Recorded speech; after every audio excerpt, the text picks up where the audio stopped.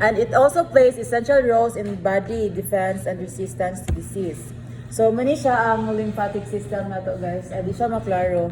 Pero murag maklaro siya sa katong akong gisan sa GC.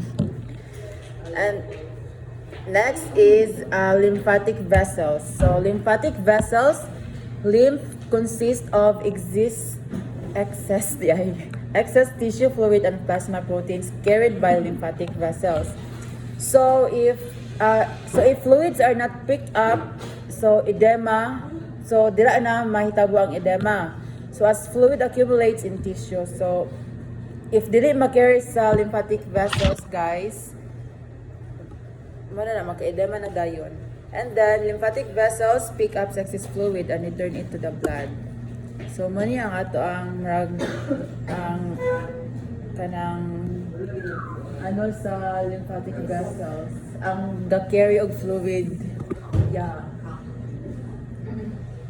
So na siya kanang ang entrance, tas ang door, tas direction of flow, overlapping. So makita rin siya dira guys. So next is lymph nodes. So lymph nodes filters lymph before it is returned to the blood. So balik-balik na din siya guys, no mo din iyang function nga iyang i-return sa blood. So ang iyang gina-filter guys diri ma-include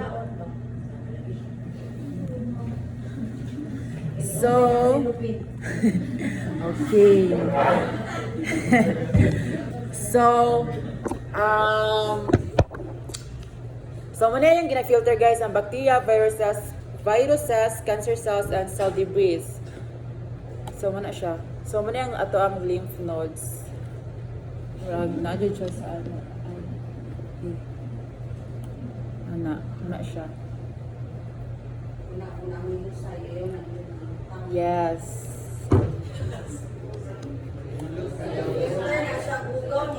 Oo. So, mo spread ng infection ay ang hugaw guys if inyong ika ng i-massage bitaw tapos syempre mo na siya malata. So, mana siya. Ma-spread siya. So, lymph nodes. So, flow of lymph through nodes. So, lymph enters the convex side through afferent lymphatic vessels. So, it also flows through a number of sinuses inside the node. So, lymph also exits through efferent lymphatic vessels. So, pagawas na siya kay efferent man. And then, because there are fewer efferent than afferent cells, flow is slowed. So, mas fewer man ang iyang efferent guys. Efferent means kanang murag pagawas or exit than pasulod, which is afferent. So, mas low siya ang flow. So next is diri na siya magawas ang lymphomas, which is main jud topic. So lymphomas refers to types of cancer that begin in the lymphatic system. So when abnormal white cells grow, so diri na ang presence sa lymphomas if naay abnormal white blood cells nga magtubo. So these tumors usually start in lymph nodes but can involve lymphoid tissue in the spleen, GI tract, liver, or bone marrow. So connected gyapon siya sa report ni Mr. Bailon ang lymphoma. So mo siya ang lymphoma guys, which is makita ato ang spleen and then ato ang lymph node na sa ato ang chest and then the tumors.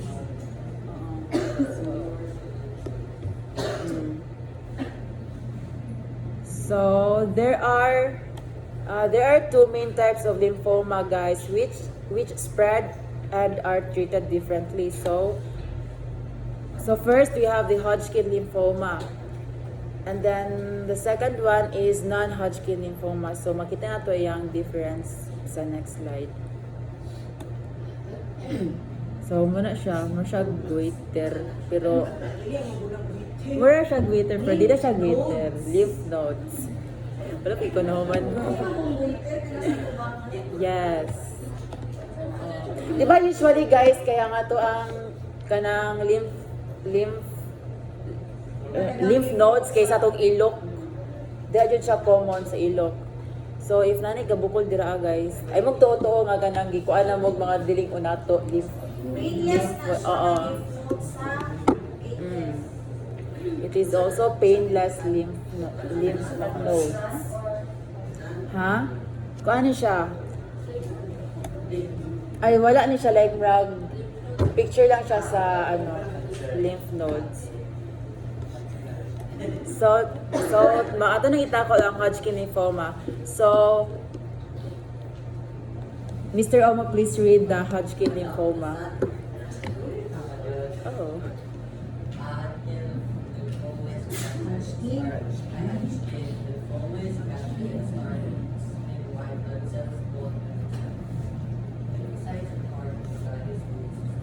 Okay. Okay na. Okay, so rare malignancy that has a high cure rate and more common in males than in females. So, kisa may nailiyang ano. Because of our hormones differences. Di ba kilala yung ginagawa? Oh. So, males are more common than females. So one from ages 15 to 34 and other after that is 60 years of age. So ang tawag niya guys is malignant cell of Hodgkin in the Reed-Steinberg cell. So muna siya. So nasabtan ang Hodgkin lymphoma.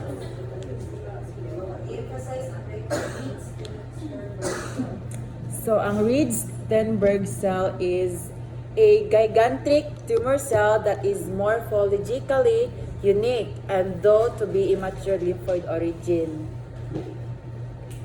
Okay. Nasabtan na? Nasabtan na? Oh. Gigantic tumor cell. Dako. Sa Hodgkin. If dako ang tumor cell. So, muna ang Reed-Steinberg cell, which is makita sa Hodgkin.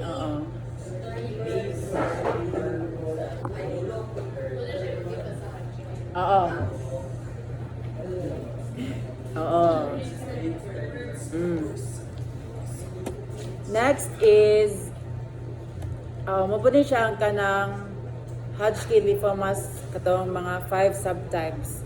So, nodular sclerosis, mixed cellularity, lymphocyte depleted, and lymphocyte rich, nodular lymphocytes predominant Hodgkin lymphoma. So, ito siyang itakol ang each sa next slide. Okay. So, nodular sclerosis is the most frequently diagnosed subtype of Hodgkin lymphoma and comprises approximately 60% to 70% of cases in Western populations. So it is seen most often in the young among these patients. So the lymph node contains element fibrous. So mo siya na-open and close parenthesis, sclerotic tissue. So Mr. Bailon, please read the mixed cellularity. It is the second most common form of Hodgkin lymphoma. This subtype is more common in adults and in males. So these symptoms are regularly reported and are frequently observed in person with HIV infection. So nabalik na po din nga mas common siya in males. Ano common lang sa male? Sig. Sa kwa, ma'am? Kuan. So, mixed cellularity. So, it is common. Actually, wala pa daw siya na-figure out.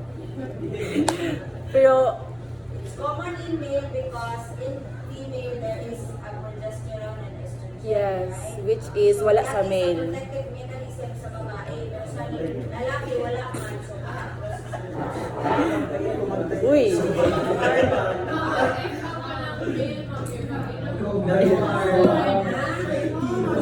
ang estrogen is toxic sa lalaki. So, they are prone to cancer. Uy! Because kung mo sa hormone tawag sa lalaki, kung sa babae sa Okay. So, next is... Shut up, B. Next is the... Uy. So, next is lymphocyte depleted. So, Mr. Lopez, please read the lymphocyte depleted. At admit that, una kapantay mo, sorry to mention mga days. Christian. Una uban kay dagan mga cancer sa baba sa mga bayot kay ano naman they're taking synthetic estrogen which is not good for the body. Uy, nga lang. Uy, false accusation, ha? As what I have said, para lang nasa hormone sa babae lang din na siya. Kaya ilikod mo ko na siya i-metabolize sa part sa lalaki kung dili na imong hormone. Para sa mga lalaki na. Ha? O, panala mo na lang mga tungkoy po ng mga testosterone. They're also prone to cancer later on po sa life na dili po mao ilang hormone. Sige. What is your question?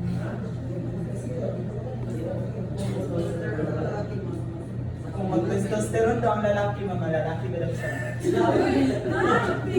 not about the testosterone na mga palalaki sa inyo. Okay. So, kaya may nasunog. Mas bagos. Because that's your Oh.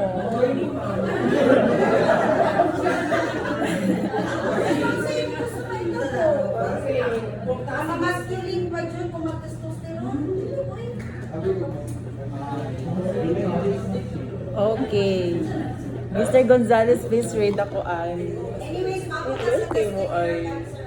Okay, so lymphocyte depleted. So this form of HL is rare.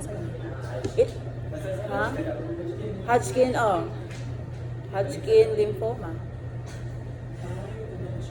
So, much rare. So it involves the lymph nodes, which have few normal lymphocytes but numerous Reed-Steinberg cells. Ang sa ganitong Reed-Steinberg cells, Gigantic. which can be found in the Hodgkin lymphoma. Yes. So these symptoms are commonly reported diri as lymphocyte depleted. So next is lymphocyte rich. So this type of Hodgkin lymphoma is not common form of disease. So the lymph nodes has numerous normal lymphocytes and Reed-Steinberg cells. These symptoms are also rare. So next is the nodular lymphocytes and predominant Hodgkin lymphoma. So this is the lone type of HL that is not considered of the classical type. So there are few Reed-Steinberg cells. Rather, there is a predominance of lymphocytes cell called popcorn. So muna siyang stages of Hodgkin lymphoma based upon the Ann Arbor staging system. So muna siya ang Ann Arbor staging system. So we have the stage 1, akong i-zoom in ha kay murag di siya maklaro. So we have the stage 1, localized disease, single lymph node region or single organ. So stage 2, 2 or more lymph node regions on the same side of the diaphragm. So stage 3, 2 or more lymph node region above and below the diaphragm. And then so stage 4 is widespread disease, multiple organs with or without lymph node involvement. Okay, so mag-proceed na ta sa non-Hodgkin lymphoma. So non-Hodgkin lymphomas, okay, ano na mabasa. So it is a disease in which malignant cancer cells form in the lymph system. So non-Hodgkin lymphoma can be indolent or aggressive. So what is indolent? Mr. Tolentino.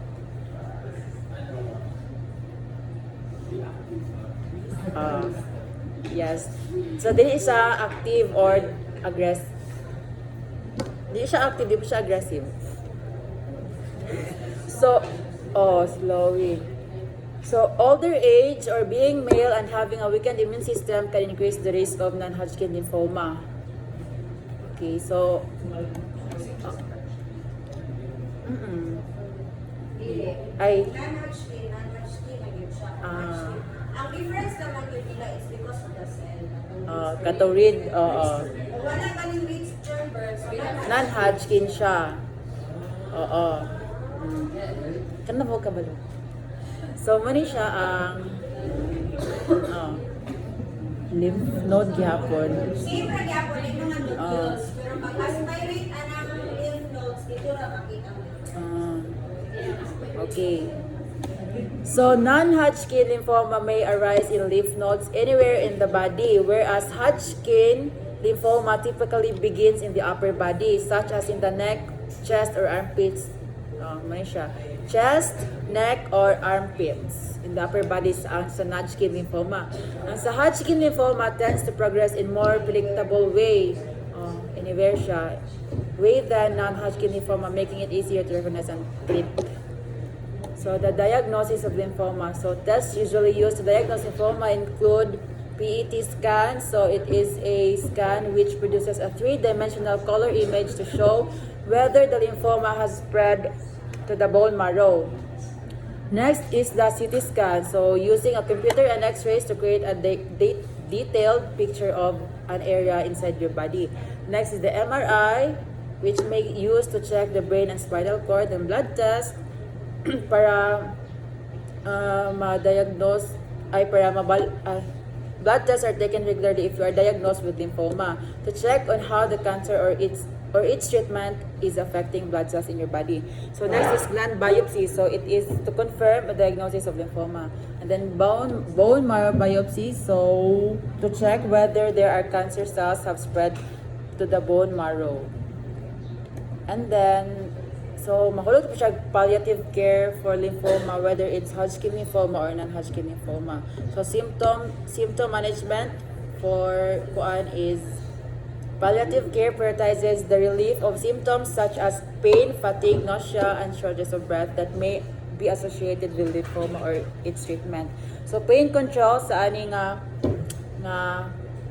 symptom is So ang pain control ani is effective pain management is a central aspect of palliative care, involving the use of medications and other pain relief strategies to ensure the patient's comfort. So kailangan jud kuan pod comfort sa patient.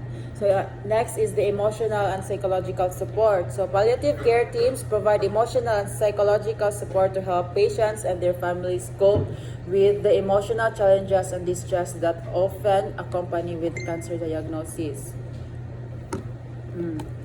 And then the communication and shared decision making, then advanced care planning. So dili na ko siya explain guys, para dili taas ang ato ang kuan naraman siya sa GC po.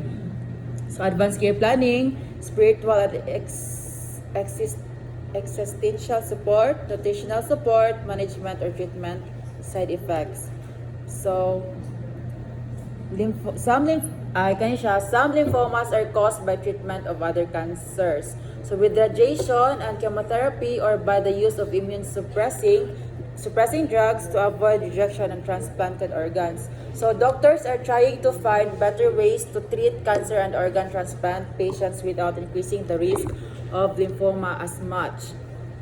But for now, the benefits of these treatments still usually outweigh the small risk of developing lymphoma in many years later or after. So how to prevent this? So some studies have suggested that being overweight or obese may increase your risk of non-Hodgkin lymphoma. So we must stay healthy at weight or keeping physically active and following the healthy eating pattern. So that includes plenty of fruits, vegetables, and whole grains, and limit or avoid red and processed meats. So, napodilang sugar, drinks, and highly processed foods may help protect against lymphoma. But research is needed to confirm this one. So, medical management is treatment guidelines for Hodgkin lymphoma divide patients into two groups. So, which with early disease, stage 1 and 2, may receive one of the following combination regimen. So, mga medication, doxorubicin. And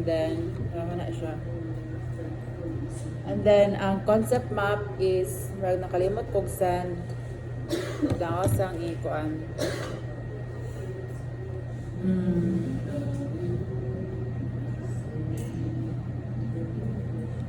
Nara. Ay. So, ang gini precious. Pagkuan ang concept map. Okay.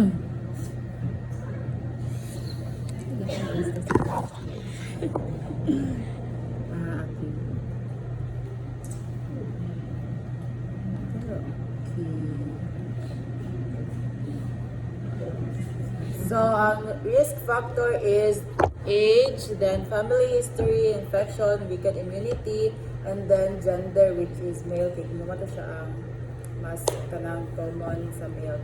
So, then our pathophysiology is abnormal, uncontrolled cell growth, then it will lead to tumor formation, and then mabala na to if malignant siya or benign type, and then dili na dahil magawas ang lymphomas. So, our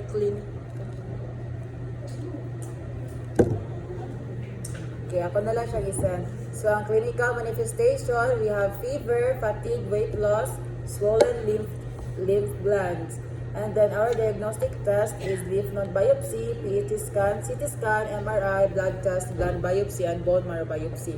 And then our medical management, or sa nato pag sa lymphomas is surgery, chemotherapy, and then radiation. So, nato siya guys. Thank you for listening.